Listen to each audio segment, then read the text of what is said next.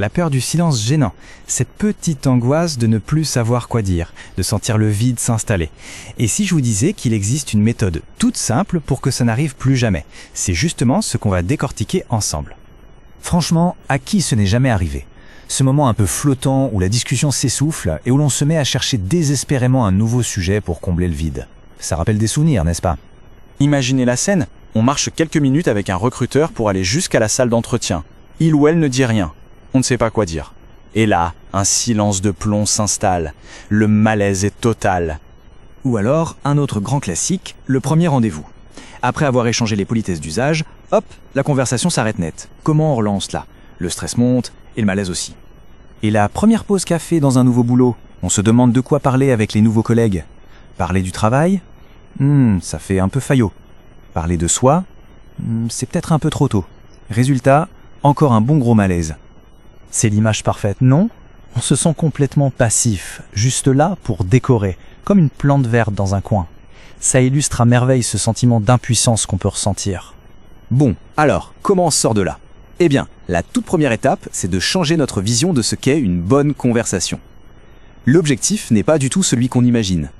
Regardez, la définition est toute bête en fait. Il ne s'agit pas d'être un génie de l'éloquence. Non, c'est juste savoir naviguer quand il n'y a pas de sujet à en poser. Rien que ça s'enlève une pression monstre, vous ne trouvez pas? Et voilà, c'est ça le secret. Le but ultime, ce n'est pas de paraître super intéressant ou cultivé. Le vrai but, c'est de faire en sorte que les gens passent un bon moment à discuter. On vise l'échange agréable, rien de plus. Allez, passons à la pratique. Comment on démarre? Concrètement, il existe 3 manières très simples et naturelles de lancer une conversation qui marche à tous les coups. Mais voici, on peut s'appuyer sur l'environnement, faire une remarque sympa sur la personne ou tout simplement demander un conseil. Voyons voir comment ça marche en détail. Reprenons notre exemple du recruteur. En marchant, on peut simplement faire une remarque sur le lieu. Ce n'est pas la phrase du siècle, on est d'accord. Mais ça ouvre une porte, ça montre qu'on est observateur et ça permet à l'autre de rebondir facilement.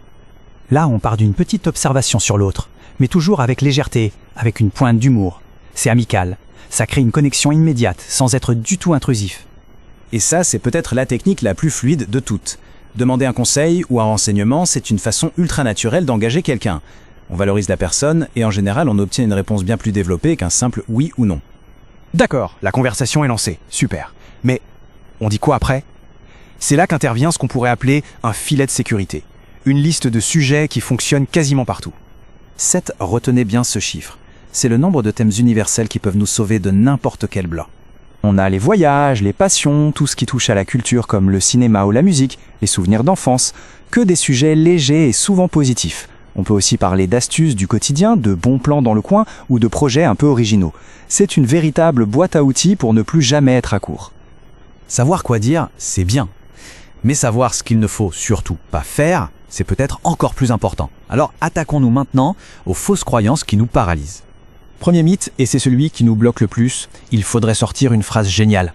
C'est faux. Le but, c'est juste de créer un échange sympa. Il faut accepter une certaine dose de banalité, surtout au début.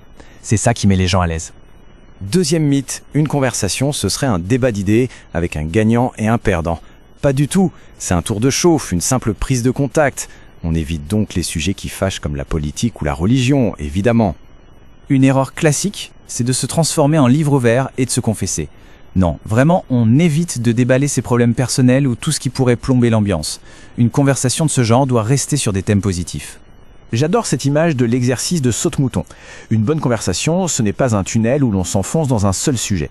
Au contraire, on passe d'une idée à l'autre, on revient en arrière, on partage une anecdote. C'est ce qui la rend vivante et naturelle. Et enfin, on évite à tout prix de transformer l'échange en interrogatoire. La fameuse question « Tu fais quoi dans la vie ?» peut mettre les gens très mal à l'aise. On privilégie des questions plus ouvertes, qui n'enferment pas l'autre dans une case. Donc, le point crucial à retenir, c'est celui-ci. En devenant à l'aise dans ces petites interactions de tous les jours, on développe une fluidité sociale qui devient un atout incroyable dans les moments qui comptent vraiment. Un entretien, une négo ou même une prise de parole en public. Finalement, on a souvent tendance à mépriser le small talk, à trouver ça futile. Mais si au contraire c'était la compétence la plus fondamentale pour réussir, autant dans sa vie pro que perso, voilà une idée qui mérite qu'on y réfléchisse.